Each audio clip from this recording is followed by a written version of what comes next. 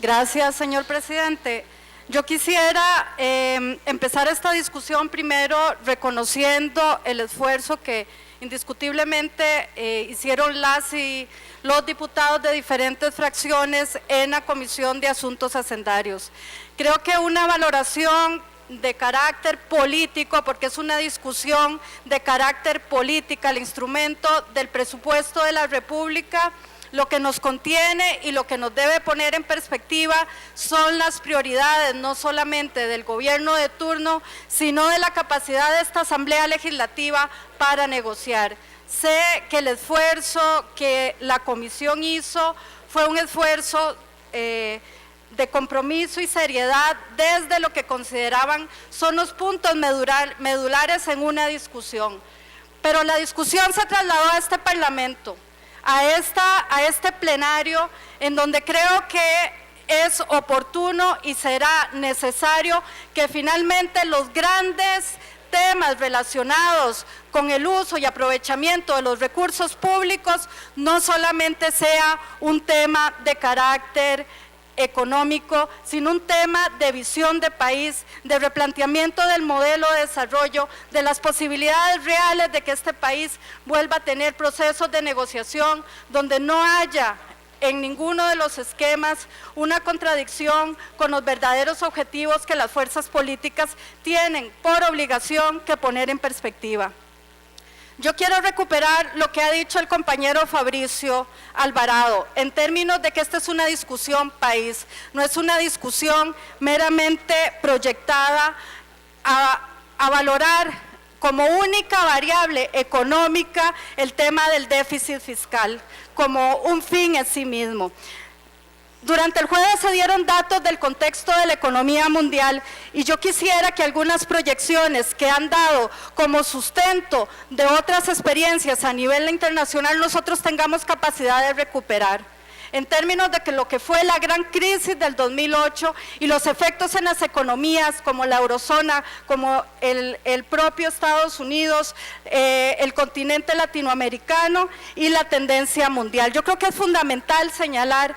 que en términos de comparar las medidas de austeridad aplicadas a la eurozona, hoy día podemos decir que fueron un absoluto fracaso. Todos los recortes presupuestarios en materia de contener el gasto fueron un fracaso. Simple y sencillamente, las economías como España y Grecia crecieron un 24,4 y Grecia un 26,4 en términos de empleo.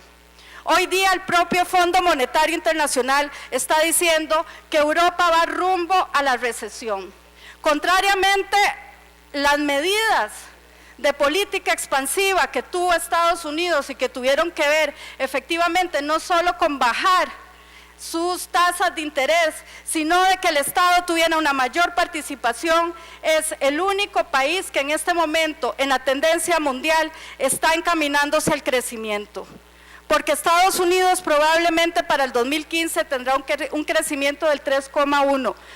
en donde ha venido sostenidamente gracias a esta política expansiva. Y yo creo que nosotros este tiene que ser un ejercicio fundamental para no solamente atrevernos a dar discusiones, sino a ver otras fórmulas y no recetas que están dando en diferentes partes del mundo resultados donde dice que son un absoluto fracaso.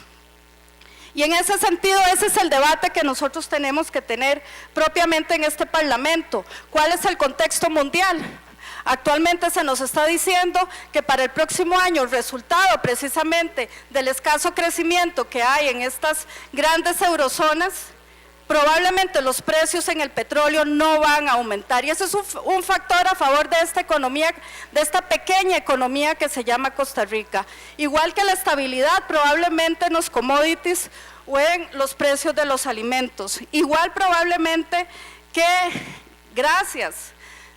a la crisis que experimenta en este momento Brasil, los precios del café van a aumentar. Yo creo que la discusión no es solamente en materia económica a partir de un 6%, es sobre todas las variables que en materia económica nosotros tenemos que evaluar para finalmente enfrentarnos a un reto que es de fondo y es fundamental y tiene que ver con la creación de empleo. El desempeño económico en la reducción de la pobreza está directamente relacionado con un desempeño económico. No nos enfrasquemos solamente en una receta. Tengamos la voluntad política y no me extraña que un compañero como Fabricio Alvarado, un joven que tiene una forma distinta de ver y hacer política, pueda tener la capacidad de sentir lo que hoy los jóvenes, que son la cara principal del desempleo y la pobreza en este país, están sintiendo. Si nosotros hacemos de este debate un tema de punto arriba o punto abajo, estaremos perdiendo no solamente la oportunidad de poner sobre la mesa nuestra propia capacidad de renovar como instituciones de partidos políticos y darnos la mano para hacer un gran pacto sobre no solamente un contenido en donde se amplíen los beneficios sociales, sino la posibilidad de elevar los acuerdos políticos. Yo respeto el trabajo que han hecho en la Comisión de Hacendarios, pero voy a respetar mucho más que nos repartamos y valoremos a partir de números, porque no todos los ministerios ni todas las áreas fueron tocadas de la misma forma. Y lo decía el compañero Corella en relación al Ministerio de Salud.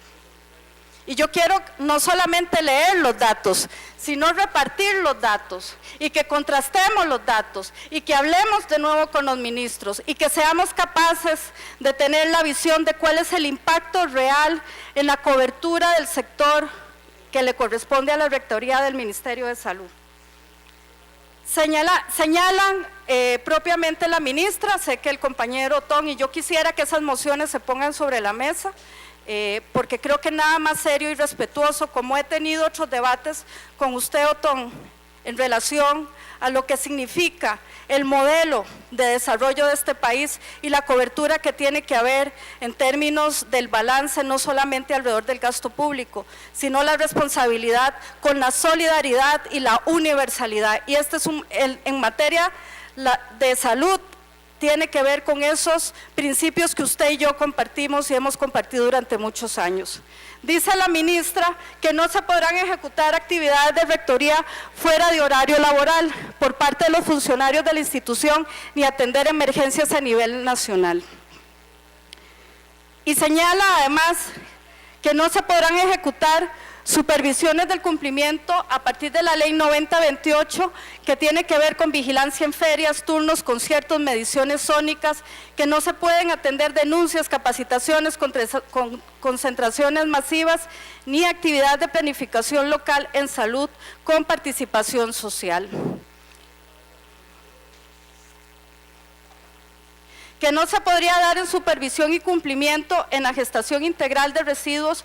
por lo que el Plan Nacional de Desarrollo debería ser replanteado para las regiones Brunca y Chorotega. Nosotros del total de lo que se observa en términos del presupuesto, y yo quiero, diputado Johnny Leiva, que usted nos ayude a entender esto, que efectivamente del total de la participación entre transferencias y planillas, lo que le resta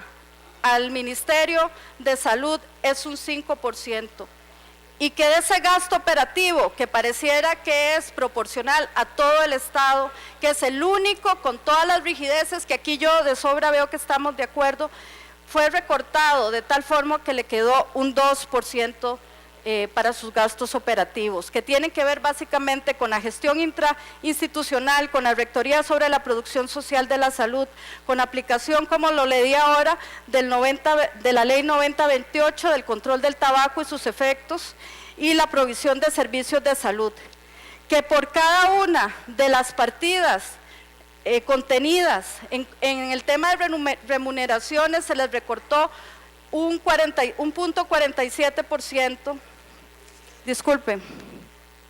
sí, un 47%, que en servicios un 61%, que en materiales y suministros un 41%, que en bienes duraderos un 20%, que en transferencias corrientes un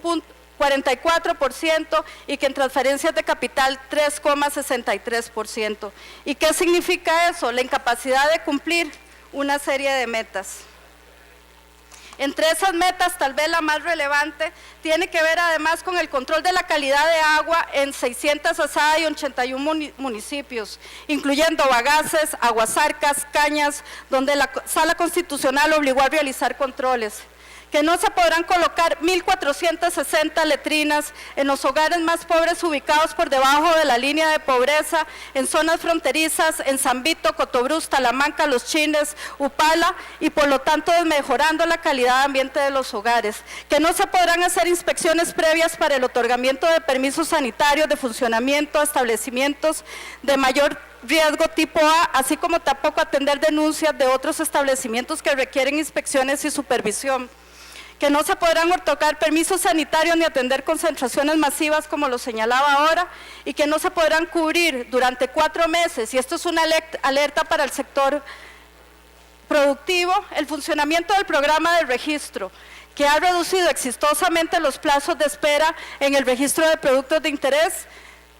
sanitario de 15 meses a un solo mes. La imposibilidad de analizar muertes maternas,